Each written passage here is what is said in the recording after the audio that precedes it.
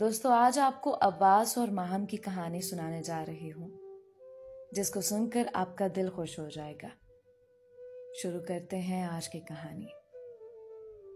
شام کو عباس کی موٹر سائیکل سے نیچے اتر کر گھر میں داخل ہوتے ہی میں نے بلند لہجے میں اماں کو ہی پکارا تھا۔ وہ کچن میں مصروف تھیں۔ میری پکار پر کچن سے باہر نکل آئیں۔ میں بے حد غصے میں تھی۔ اماں کے سامنے کھڑی ہو کر چلا کر بولی، اماں میں آپ سے پہلے بھی صاف کہہ چکی ہوں کہ اپنے بھتیجے کو اچھی طرح سے سمجھا دیں کہ مجھ سے نہ الجھا کرے، یہی اس کے لیے بہتر ہوگا۔ یہ ہوتا کون ہے مجھ پر روب جمانے والا؟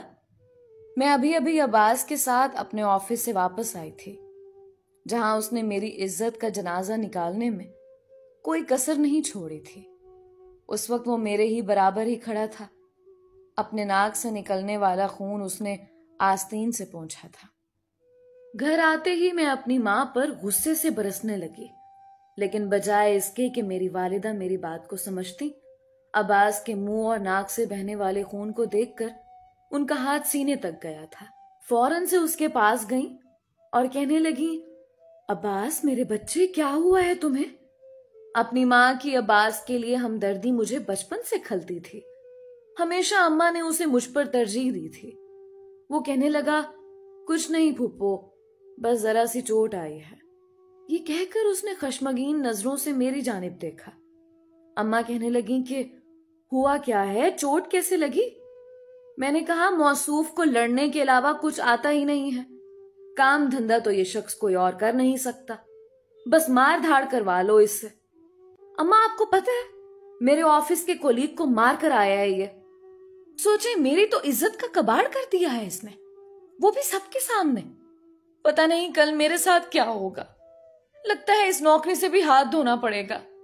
میں غصے سے صحن میں رکھے تخت پر بیٹھ گئی۔ اپنے لیپ ٹاپ کا بیگ بھی سائڈ پر پٹک کر رکھا تھا، مگر عباس بجائے اماں کو جواب دینے اپنے لیپ ٹاپ کا بیگ بھی سائڈ پر پٹک کر رکھا تھا مگر عباس بجائے اماں کو جواب دینے کے میرے پاس آیا اور جھک کر مجھے گھورتے ہوئے دیکھنے لگا۔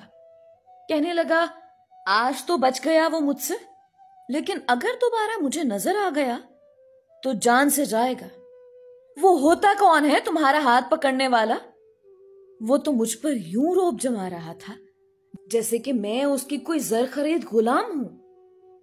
میں نے کہا، تم ہوتے کون ہو میرے معاملات میں دخل اندازی دینے والے؟ اپنی حد میں رہا کرو۔ میں بھی غصے سے بولی تھی۔ کہنے لگا، میں اپنی حد بتا دوں گا تمہیں بہت جلد۔ اس کی اتنی بدتمیزی پر بجائے اماں اسے سمجھانے کے یا ڈانٹنے کے مجھ سے کہنے لگی، ماہم تم بحث مت کرو، جاؤ اپنے کمرے میں۔ اماں کی بات سن کر تو میں تب کر رہ گئی تھی۔ میں نے کہا، اماں اسے کہیں آئندہ میرے معاملات سے دور رہے۔ اللہ اللہ کر کے میری نوکری لگی ہے اور یہ وہاں لڑ کر آ گیا۔ اس کو کس نے کہا تھا آفس کے اندر آئے؟ مجھے لینے آتا ہے نا، تو آفس کے باہر ہی کھڑا بائک پر میرا انتظار کیا کرے۔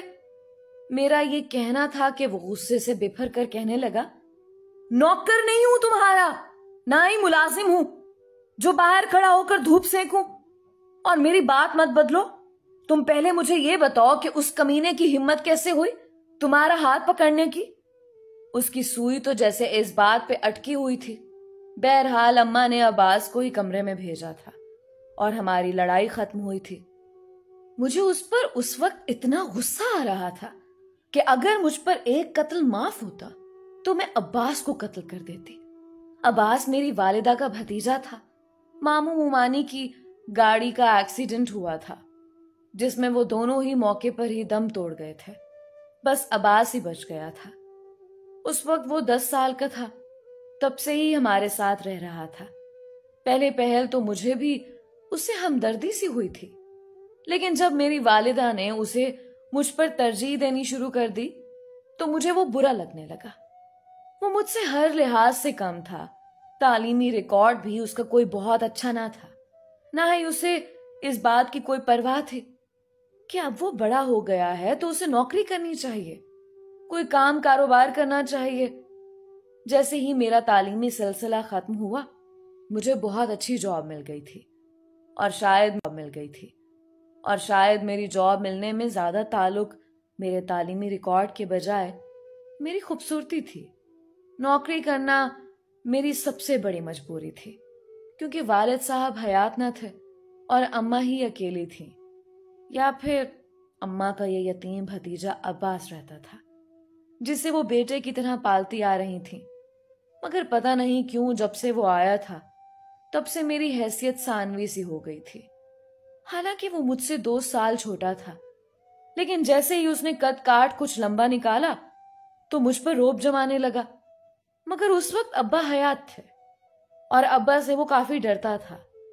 میں ابا کی لاڈلی تھی، اس لیے میں شروع سے ہی عباس کے روب میں نہیں آئی تھی۔ بچپن سے ہماری کبھی نہیں بنی تھی۔ ہمارے مزاج میں، پسند میں، ہر چیز میں زمین آسمان کا فرق تھا، یہاں تک کہ زندگی گزارنے کا نظریہ بھی الگ تھا۔ کچھ بھی تو میچ نہیں کرتا تھا۔ بہرحال میرے والد کے انتقال کو ابھی سال ہی گزرا تھا کہ جتنی جمع پونجی تھی ساری آہستہ آہستہ ختم ہونے لگی، اور ابا کی پینشن اتنی نہیں تھی کہ اسے گھر چل سکتا۔ اس لیے میں نے نوکری کر لی۔ آفس میں کام کرتے ہوئے مجھے چند مہینے ہی گزرے تھے کہ جب میں نے جواد کی نظروں میں اپنے لیے پسندیدگی دیکھی۔ اچھا خاصا ہینڈسم نوجوان تھا، اچھا کماتا تھا، مجھے اس میں کوئی بھی برائی نظر نہیں آئی تھی۔ پھر کافی کاموں میں میری ہیلپ کر دیتا تھا، لیکن تھا کچھ بے تکلف سا۔ میرے ساتھ ہی نہیں، وہ دوسری کولیگز کے ساتھ بھی ایسا ہی کرتا تھا۔ بات بات پر ہنستا رہتا، باتیں کرتا رہتا، بے تکلفی سے ہاتھ پکڑ لیتا یا ہاتھ پر تالی مار دیتا۔ ہم سب لوگ اس کی ایسی شرارتوں کے عادی ہو چکے تھے۔ میں نہیں جانتی تھی کہ عباس مجھے لینے کے لیے آفس کے اندر پہنچ جائے گا۔ آج پہلا اتفاق تھا کہ آفس آف ہونے کے بعد جواد مجھ سے کہہ رہا تھا کہ ماہم، میں تمہیں